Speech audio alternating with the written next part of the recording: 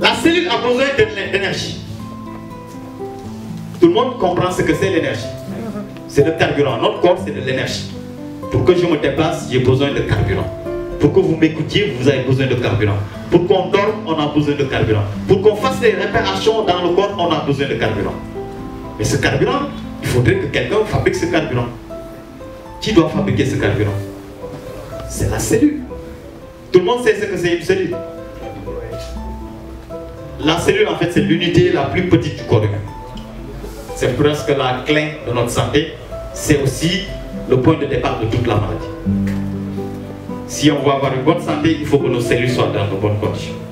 Si on veut tomber malade, commençons à négliger nos cellules, on va tomber malade.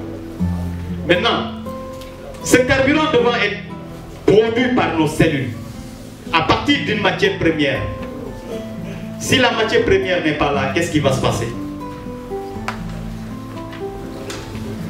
Ok, je reviens voir encore ma chère maman. Qu'est-ce que vous avez prévu de manger aujourd'hui à midi? Qu'est-ce que vous avez prévu ce matin au petit déjeuner? Du thé. Avec quoi? Du pain. Avec quoi? Du thé et du pain sec. Ok. Et vous êtes là, dans la salle. Vous allez tenir jusqu'à quelle heure aujourd'hui? Je peux tenir jusqu'à 15h, 16h. Ok.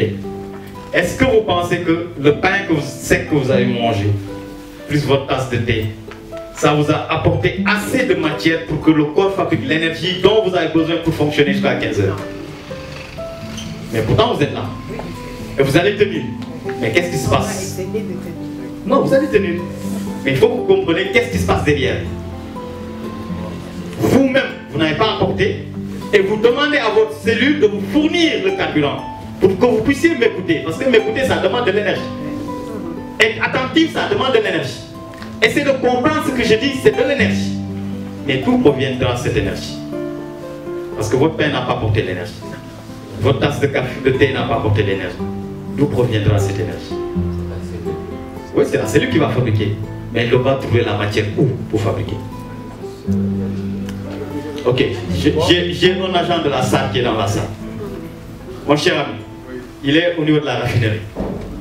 Est-ce qu'on peut te demander de nous fournir du carburant sans pour autant que tu aies du brut? Et si on t'oblige à fournir du carburant sans brut, qu'est-ce que tu vas faire? Sans brut. C'est exactement ce qui se passe dans le corps. Il est obligé de puiser dans ses réserves. C'est exactement ce qui se passe. Actuellement, vous n'avez pas apporté lors de votre petit déjeuner toute la matière première nécessaire. Et pourtant, vous demandez à vos cellules, à votre corps de vous fournir de l'énergie.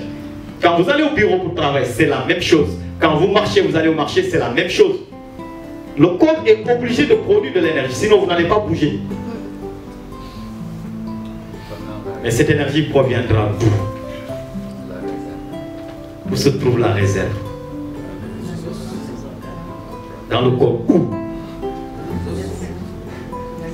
Dans les cellules, non? C'est les cellules. En fait, elles vont aller chercher quelque part, dans d'autres cellules.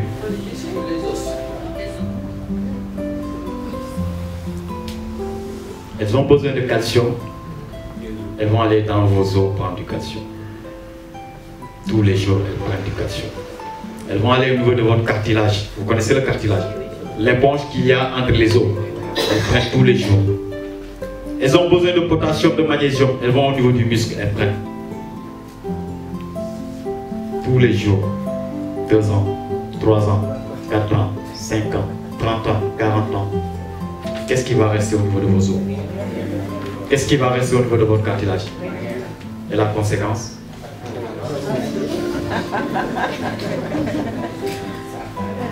Est-ce que c'est lié maintenant à vos parents? Non. Du tout. Et maintenant que vous avez compris ce mécanisme, est-ce que vous allez laisser vos cellules continuer à piller encore vos os? Et qu'est-ce que ça fait de vous automatiquement? De la personne passive par rapport à sa maladie, vous redevenez une personne active. C'est ça qu'on recherche en fait dans ces sessions. Vous donnez la possibilité, vous, au lieu d'accepter comme ça, comme vous le dites, de façon naturelle, de façon sociale, que non, C'est parce que mes parents, malheureusement, m'ont transmis la maladie. Ça vous met dans une situation d'aucune action pour pouvoir reprendre les choses en main. Vous l'acceptez et vous faites avec. Mais dès que je vous dis que cette maladie, c'est la conséquence de plusieurs années de pillage de votre minéral, là, ça change tout. Et quand ça change tout, vous reprenez les choses et vous ne pouvez plus laisser vos cellules continuer à piller. C'est l'intérêt de ce que nous faisons ici.